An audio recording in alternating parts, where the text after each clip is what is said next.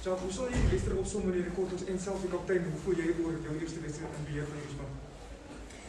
As ek die wedstryd moet opsom, dink ek die eerste helfte het ons 'n paar ek dink ons was baie in Wallis se halfgebied, ons se kwartgebied en ons het nie ons kanse daar voluit benut sal ek sê nie. En dan sal ek sê die tweede helfte, dink die laaste 15-20 minute, 12-3 voor, dink ek ons dissipline het ons in die steek gelaat en dis hoe Wallis terug in die wedstryd gekom het. Ja, baie dieselfde. Geleenthede was daar die eerste helfte, wat positief was, so dit create. En ja, ons het vroeër in die week gevra vir die ouens om alles te gee, persoonlik te maak. En ek dink nie ons kom meer gevra het van die ouens nie, vir al die ouens wat hulle debuuts gemaak het. Hulle het alles gegee. En ja, trots op die ouens se effort. Maar ja, dit is nie klinies genoeg die laaste 15 minute nie en ek dink dit het ons gekos het. How would you rate the two performances from the two tests? How would you rate the first test and the second test, the performances from the guys? Yeah, the first test, look, it went to the wire both. The one we were on the win side and the other one we were on the loss. So I thought the performances, like I said, I thought in this particular game, I thought the intensity was there. I thought in the first half we had a couple of opportunities to convert, which inaccuracy cost us, and then the discipline in the second half cost us. That actually gave Wales almost a foot into the door, and they got back into the game. In the first test, obviously we weren't clinical in our execution in the first half, but then got some experience in. I thought Billy was instrumental, making it nice and calm. Gaza moving to 10, running, and Billy running the show from the back. I thought he brought a lot of energy into the test, and yeah, that gave us the opportunity to pull back the lead that Wales had on us. Yeah. Jacques, do you think not having the full bomb squad was quite a difference? Obviously, your bench was quite inexperienced tonight. Was that quite crucial in the last quarter? Look, that's what we wanted.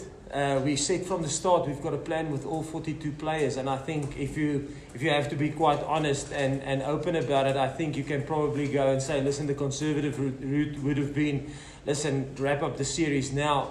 But like I think if you look at the test matches that happened over this weekend, if you look at the Ireland New Zealand game and you look at the England Australia game, if you went that route and you lose the test match, winning to beat Wales is always going to be tight. You can never be sure that, listen, you're going to beat Wales. It's going to be a tight game up to the end, like it was in the last two test matches.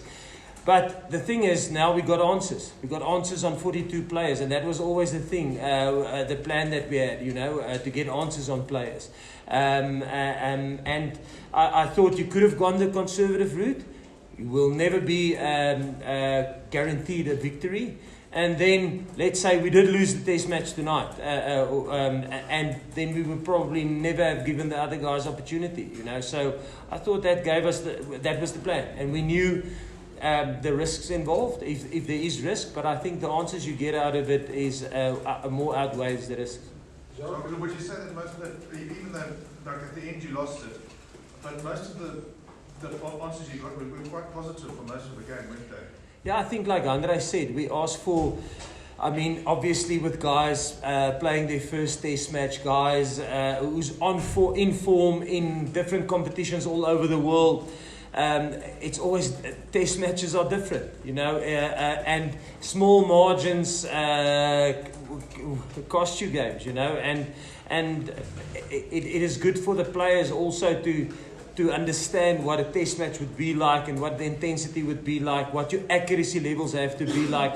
And I think the players would have learned a lot out of it, as we did from them, and like Handre said, we only asked for to bring intensity, and they brought as much as possible. Could the execution be better? Without a doubt. Jacques, but it still is a loss at home, and your first thing is to win always. Yeah. And just on that, first your reaction on that, and then how does that change the plans going into the third test? No, you never want to lose. We're playing for something much bigger than just to win test matches. I think we play for South Africa, for our fans, and obviously personally me, and I think the whole team feels that we let this phenomenal crowd down tonight with not getting a victory. And obviously going into the last game, it's going to be a final. From the start we said, listen, Wales, and we tried to almost paint the reality. Wales isn't coming here to compete, they're coming here to win a series. And we tried to win tonight to bank the series, but also get answers. And we couldn't tonight. We got some answers, but the other part is banking the series. We obviously didn't do that tonight, so it's going to be a final next week. I'm trying to get into your head at the moment. Your body language is a lot at the moment. While looking at you, what is going through your head at the moment? Surely, because you said you were looking for answers, you got his answers, but surely you can't be happy with that defeat under your name as captain. No, never. I mean, you're never going to be satisfied with the loss playing in the Springbok jersey.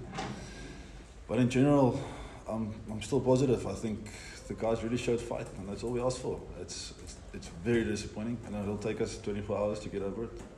But then we'll look at it, we'll look at the detail, we'll look where we could have done better, and we'll learn from it, and we'll come back next week. That's all we can do. We've got 7 days before we play again, and we've got to get back on the horse on Monday morning. Yeah, look, I think cramps there, is that serious, or is nothing to be concerned about it? No, it's not serious. Just got a few knocks on my calves, and then my hamstrings cramped. It's just happens sometimes. Guys, can we take one more question for them, please? We are pressed for time, and we've got Warwick and Dion waiting, and then Wales have to come in as well. So, can somebody... Jacques, could I just ask, can you give us a bit of an insight into the plan now moving to next week? Is it to win the series solely, or can we expect more experiments? No, it will be to win the series. So, the festival's moving, the party's moving to Cape Town. Why are you guys moving to Hermanuston? Look, last year with the British and Irish Lions series, I think the hotel where Wales are staying, there's 2 options, either that one or the one at Arabella. And last year we stayed there for 10 weeks. I think the players are they're pretty full of that hotel. So we thought it's a good change of scenery, per se. Yeah, and that's the thing. You know, we were in lockdown there for 10, 12 weeks. So I think a change of scenery will be good.